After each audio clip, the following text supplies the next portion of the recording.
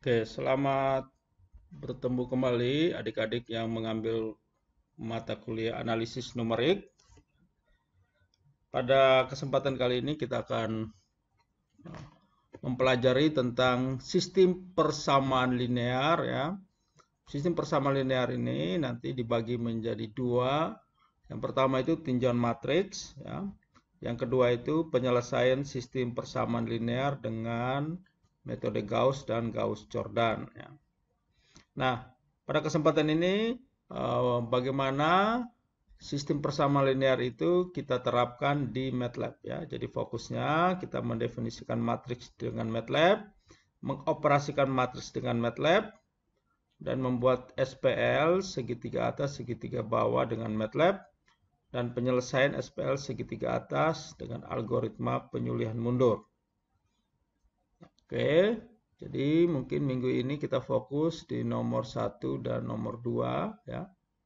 Minggu depan baru kita coba ke SPL segitiga atas, segitiga bawah, dan juga penyelesaian dengan penyulihan mundur. Nah, selanjutnya dengan Gauss dan Gauss-Jordan. Untuk itu, adik-adik silakan membuka MATLAB ya, program MATLAB adik-adik. Dan kita akan coba langsung bagaimana kita menyelesaikan atau mendefinisikan beberapa matriks dengan MATLAB ya. Oke, jadi teori matriks seperti di perkuliahan sudah disampaikan, matriks itu adalah susunan bilangan berbentuk psikopat yang ditata secara bersistem dalam baris-baris dan kolom-kolom. Jadi matriks mempunyai ukuran M baris dan N kolom ya. Jadi selalu baris dulu baru kolom. Sehingga ukuran dari matriks itu kita sebut atau ukurannya adalah M kali N. Untuk memberi nama suatu matriks umumnya dipergunakan huruf kapital ya.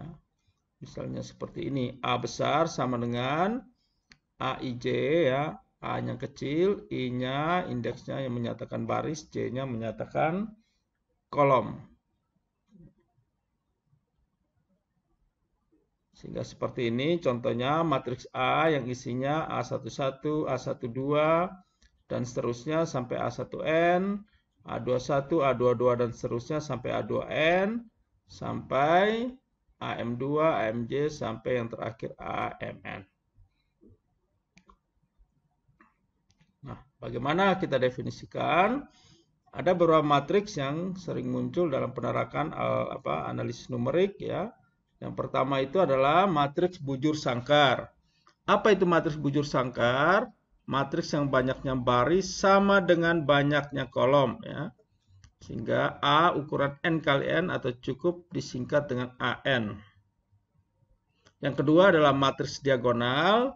Matriks bujur sangkar yang semua elemen bukan diagonal bernilai 0. Matriks diagonal biasanya diberi nama matriks D ya. Yang berikut matriks satuan biasa diberi nama I adalah matriks diagonal yang elemen tak nolnya bernilai 1. Ya. Jadi dia matriks diagonal, ya, matriks satuan itu dengan semua elemen tidak diagonalnya itu bernilai 0 dan elemen diagonalnya bernilai 1. Setelah itu matriks segitiga atas, yaitu matriks bujur sangkar yang semua elemen di bawah diagonalnya bernilai 0. Sedangkan di atas diagonalnya bernilai. Sedangkan segitiga bawah, matriks bujur sangkar yang semua elemen di atas diagonalnya bernilai 0. Jadi contoh ini matriks segitiga atas ya. Segitiga bawah ya. Jadi nilai-nilai yang bernilai itu adalah diagonal dengan di bawah diagonal. Sedangkan di atas diagonal nilainya 0. Sedangkan matriks tridiagonal berarti matriks bujur sangkar yang memenuhi AIJ 0 untuk I kurang J ya, di tanda mutlak lebih besar sama dengan 2. Atau dengan kata lain, matriks yang memiliki 3 diagonal yang bernilai. Selain itu nilainya 0. Ya, itu jenis-jenis matriks. Nah, sekarang kita masuk mendefinisikan matriks dengan MATLAB ya. Ada beberapa pendefinisian. Nah, harapkan adik-adik juga menulis di situ, ya, menulis dalam catatan, sehingga ketika kita pindah ke MATLAB, nah, sudah ada ya tulisannya. Yang pertama itu adalah kita definisikan matriks zeros ya. Zeros itu adalah zero ya, zeros itu adalah matriks yang isinya adalah 0 ya. Yang berikut adalah ones, ya, matriks yang isinya adalah 1 ya, dengan ukuran M kalian. Ya, true itu nilainya 1 ya. Yang keempat false nilainya 0 semua. Nah, setelah itu magic M. Setelah itu magic ya isinya bujur, ini di istilahnya bujur sangkar ajaib ya. Matriks bujur sangkar mempunyai jumlah panjang baris, kolom dan diagonal utama dengan nilai yang sama gitu ya. Nanti kita lihat di MATLAB. Setelah itu random, matriks random itu definisikan dengan rand M kalian, ukuran baris dan kolom. Oke. Lalu selanjutnya kita definisikan matriks. Ya. Jadi matriks itu didefinisikan, mitra matriksnya namanya P, isinya ada 3 baris dan 3 kolom. Maka untuk pemisahan baris digunakan titik koma ya. Jadi ini ada 3 baris, 135, baris kedua 468, baris ketiga 457 ya. 135, 468, 457. Kolomnya ada 3 ya. Di sebelum dan sesudah isi dari matriks adalah kurung siku. Oke ya. Itu cara mendefinisikan matriks ya. Ya. Diharapkan dicatat biar nanti kita pindah MATLAB langsung ditulis ya. Oke, setelah itu kita lihat ukuran dari matriks P, berarti size dari P. Jadi size P ukurannya 33, berarti panjangnya 3, lebarnya 3. Oke, setelah itu apabila ukurannya dibentuk dalam variabel, maka kurung siku mn ya sama dengan size dari P. Apabila variabel-variabel kita gunakan untuk menyelesaikan berapa permasalahan.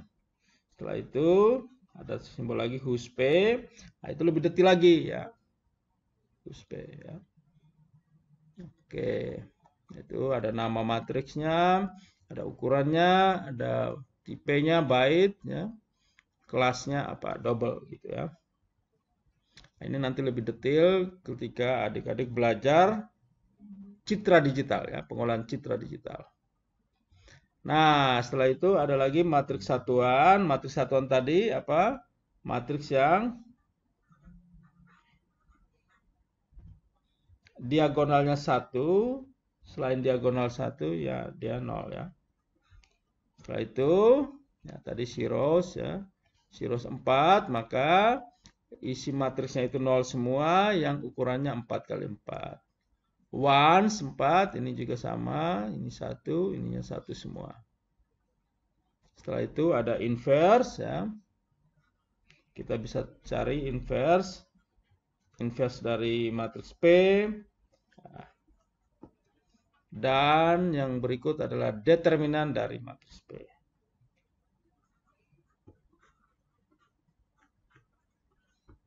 Oke.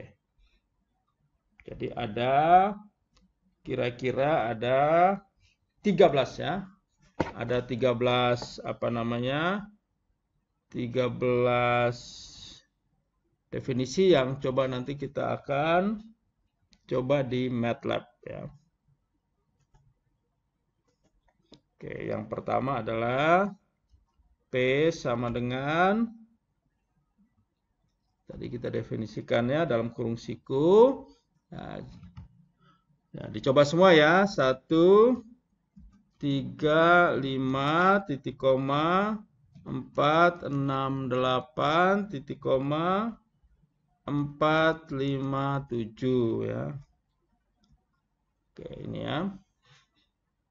maka akan keluar seperti ini. Setelah itu tadi yang berikutnya ya, kita lihat size-nya ya, ukuran dari P ya, size dalam kurung ya, di dalam kurung ukurannya 3 kali 3 gitu ya. Jelas ya? Atau kita dengan variabel M N ya sama dengan size dari P ya. Nah, ini berarti keluarannya dalam bentuk variabel ya, M-nya 3, N-nya 3. Setelah itu ada apa itu P ya, variabel P ya. Maka hus P akan ukurannya seperti ini. Selanjutnya kita lihat yang tadi ya, misalnya D sama dengan inverse dari P. Kita bisa mencari inverse dari matriks P tadi ya. Nah, nanti ini menjadi tugas adik-adik ya. Nanti didapatnya seperti ini, min 0,33, min 0,67, 1 dan seterusnya sampai 1 ini ya. Nah, kira-kira dapatnya dari mana gitu ya. Setelah itu determinannya S sama dengan det dari P ya. Oke, jadi determinan dari matriks P tadi adalah minus 6. Ya, nanti coba dicari kira-kira negatif 6 itu dapatnya bagaimana gitu ya. Oke, yang lain tadi kita bisa nih definisikan matriks yang isinya 0 semua ya. Nah, misalnya matriksnya zeros. Nah, ini Pak. Oke ya, tadi sudah bagiannya sudah. Sekarang clear screen. Misalnya zeros 5 gitu ya. Maka matriks yang isinya 0 yang 5. Oke, ones 5 gitu ya. Berarti matriks isinya 1 sebanyak 5. Ya. Tadi ada true ya. True 5 atau true 4 misalnya. Isinya sama, 1 ukurannya 4 kali baris ya, 4 kali 4 ya. Tadi ada false. False 4 ya. Berarti ukurannya 0, 4 kali 4 ya. Setelah itu ada magic ya. Tadi ada magic. Misalnya 4 gitu ya. Kita lihat. Oke, ini ya. File magicnya. Setelah itu ada file matriks random ya.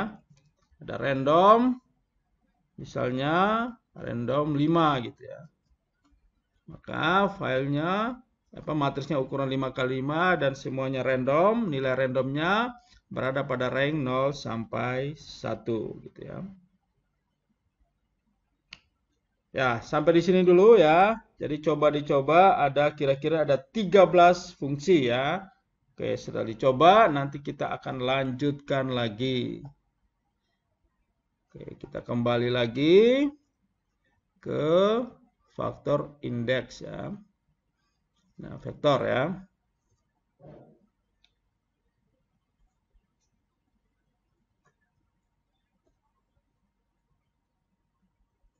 Oke, di vektor indeks, array indeks dibagi menjadi vektor indeks dan matriks indeks. Jadi sebuah matriks bisa dilihat dari ya, matriks seperti ini, berarti matriks yang ukurannya ya semacam vektor ya, seperti array atau larik ya, yang satu baris ya, ukuran satu baris ya, ada 3 kolom. Nah, sehingga kita bisa definisikan V sama dengan 153 ya. Coba nanti ada catat dulu, baru kita pindahkan ke matriks ya. V135. Setelah itu kita mencari V2, berarti elemen matriks yang kedua. Berarti yang kedua itu adalah 3 gitu ya. Setelah itu ada satu lagi, misalnya kita transpose dari V ya. V itu ditranspose ya. Cukup V tanda petik ya. Maka baris akan berubah jadi kolom ya. Jadi Anda lihat matriks dari W ini sudah menjadi matriks kolom ya. Kalau yang di atas adalah matriks yang berupa baris ya. Oke. Setelah itu kita bisa mengambil elemen V2.23. Ini maksudnya mengambil elemen matriks V dari 2 sampai 3. Nah, 2 sampai 3 itu berarti elemen keduanya 3 dan elemen ketiganya 5. Berarti keluarannya adalah 3 dan 5. Jelas ya? Setelah itu ada V2.2N. D.2N itu adalah menampilkan matriks dari elemen yang kedua sampai yang terakhir. Nah, karena dia hanya 3 ya, 3 kolom, maka ada hanya 3 dan 5 ya yang keluar. Kira-kira itu. Bisa juga menggunakan kata N tadi ya, V1N. Bisa ya. V1.2N. Atau coba juga kita V1.22.2N ya. Oke, nanti kita akan coba ya. Jadi ini adalah dia menampilkan 1 sampai 2, berarti menampilkan 1 dan yang terakhir gitu ya. Oke, setelah itu ada lagi menggunakan tanda negatif ya. Lompatannya tidak hanya positif, negatif juga bisa. Misalnya indeks dimulai elemen terakhir, kemudian turun ke 2 sampai mencapai elemen pertama. Berarti V, N ya, diambil yang terakhir, titik 2 dikurangi 2 sampai yang terakhir. Jadi munculnya itu N-nya 5 dikurangi 2 berarti dia melompat ya, menjadi 1 sampai yang pertama. Berarti kan hanya 3, maka yang pertama itu adalah ditampilkan 1. Setelah itu X sama dengan linspace A, B, N ya. Di mana dibangkitkan vektor baris X dari N elemen secara linear pada space di antara dan termasuk A dan B. Kalau 1, 10 ya, ada 10 baris, maka akan ditampilkan 1, 2, 3 sampai 10 ya. Nanti kita akan lihat. Setelah itu ada lagi V13. Maka dia akan mengambil elemen dari matriks V ya pada 1 dan 3 gitu ya. Berarti keluarnya 15. Kira-kira itu. Ya, nanti juga ada sebuah matriks A, kita bisa definisikan ANN, berarti NN ini maksudnya pada baris terakhir, kolom terakhir ya, berarti keluarnya 9. Karena 9 ada pada baris terakhir dan kolom terakhir gitu ya.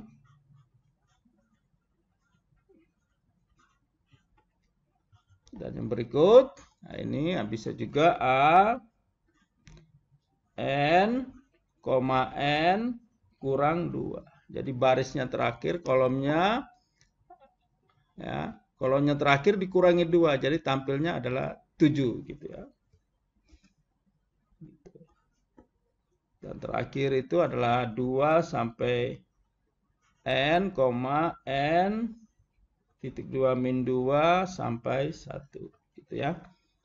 Nah, ini juga nanti akan muncul 696 ya, itu adalah baris kedua sampai N, 6 9 ya. 64 ya, sorry. 64 6 4 ya. 2 sampai N ya. Lalu itu kolomnya mulai dari N, jadi munculnya 6 duluan ya. 6 baru 4, baru terakhir 9, baru 7 ya. Oke, kira-kira itu. Nanti kita akan coba kembali di MATLAB. Oh ya, tambah lagi ini ya. Ada sum ya, fungsi S sama dengan sum dari A titik 2 A ya. Maka jangan 45. Setelah itu yang terakhir bisa juga sum. Nah, kalau sum A adalah penjumlahan dari semua kolomnya ya. Jadi kolom pertama dijumlahkan ya. Nah, seperti ini 1 tambah 4 tambah 7, 12, 2 tambah 5 tambah 7, 15, 3 tambah 6 tambah 9, 18. Nah, itu ditampilkan seperti ini ya. Setelah itu boleh juga sum dalam kurung A. Nah, itu adalah penjumlahan baris dan kolom. Nah, seperti tadi ya, sum dalam kurung A dalam kurung titik 2. Itu sama dengan sum A. Oke, kita kembali ke MATLAB untuk melakukan praktek.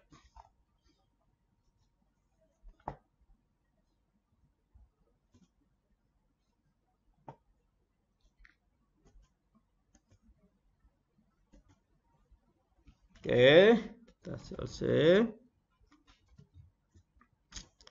Misalnya tadi V sama dengan 135 gitu ya. Setelah itu V-nya 2. Berarti munculnya, V-nya harus besar ya. Kalau di MATLAB adalah case sensitive. Huruf besar, huruf besar, huruf kecil, huruf kecil. V2.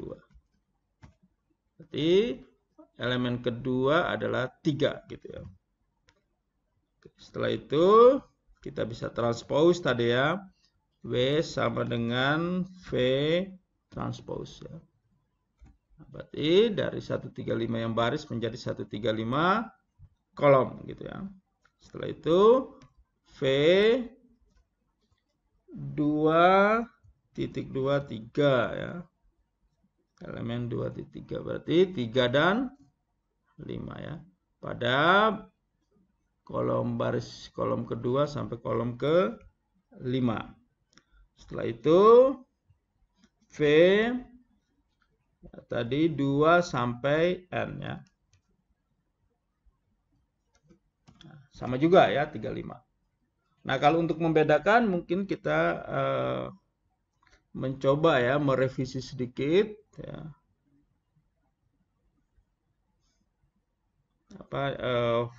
Nilai V-nya. Kalau dia jadi 4 baris ya, coba kita biar kita lihat perbedaannya. Misalnya 135 7 gitu ya. Oke, kita lihat V23. V23 35 ya. Setelah itu V2N ya. Nah, ini kan beda ya. V23 berarti dia hanya ambil 2 dan V3. Kalau V2 sampai N berarti 2, 3 sampai 7 ya. Jadi dari elemen kedua sampai terakhir. Kira-kira itu ya perbedaannya. Oke, setelah itu ini mungkin tadi sudah ada penjelasan ya. Oh, ada lagi kalau V ya 1.22.2 N gitu ya. Nah, ini 1 sama 5 gitu ya. Jadi 1 sampai 2 berarti hanya 1. Setelah itu 2 sampai N berarti hanya sampai 5. Jadi batasnya gitu ya. Yang berikut coba ini kita tampilkan V lagi ya biar. Oke, setelah itu V ada N ya. N.2 min 2 sampai 1 gitu ya.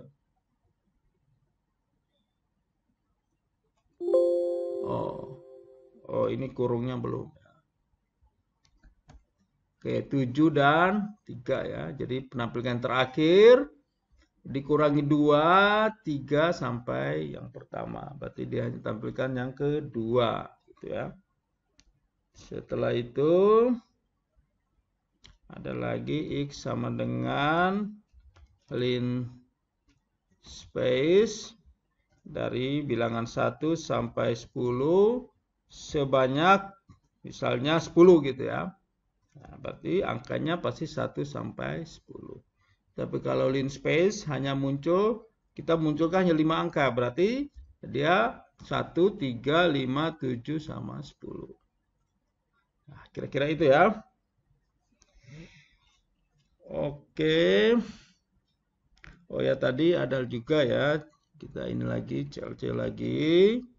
Kita tampilkan V lagi. Coba V. N ya. N, N gitu ya. Maka terakhirnya 7 ya. Kalau V, N, N kurang 2 gitu ya. Boleh. Maka dia akan 3 gitu ya.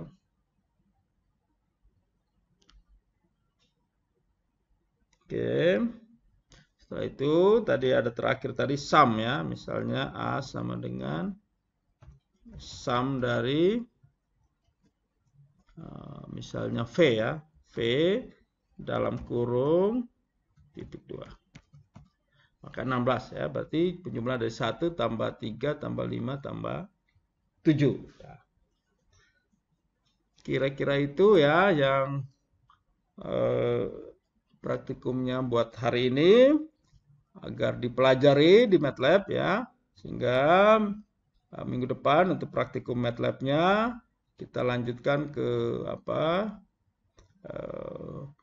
penyulihan mundur, algoritma penyulihan mundur dan metode Gauss ya. Terima kasih dan silakan dipelajari ya. Jangan lupa nanti di kuliah presensi di ikhlas ya. Dan materi-materinya itu juga di-subscribe agar materi selanjutnya Anda dengan mudah mendapatkannya. Terima kasih, salam sehat selalu.